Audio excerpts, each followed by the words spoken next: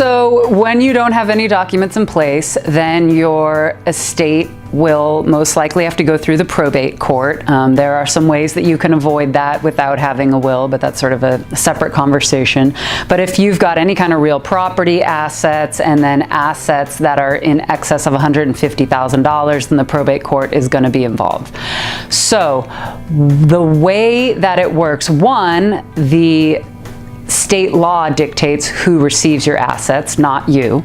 So maybe that is who you want to receive them, but maybe it isn't. So that's one thing. But the bigger issue is the fees. So there are mandatory fees that are taken out of your probate estate depending on the value of your estate. So the way that it works is on the first $100,000 of assets, they take 4% out. The next $100,000 of assets, they take 3% out.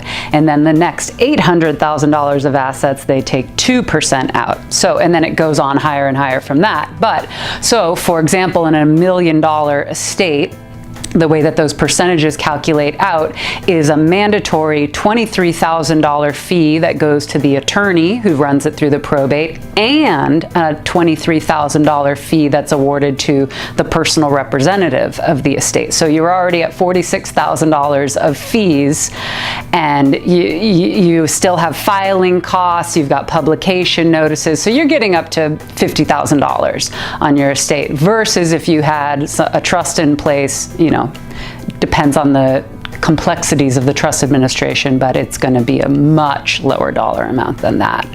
And then also the key thing to remember in those calculations of the percentages based on the value of the estate is that they are looking at your gross estate, not your net estate. So if you've got a $3 million home with a $2.5 million mortgage on it, they are calculating on the full $3 million value of that house, not just your $500,000 in equity.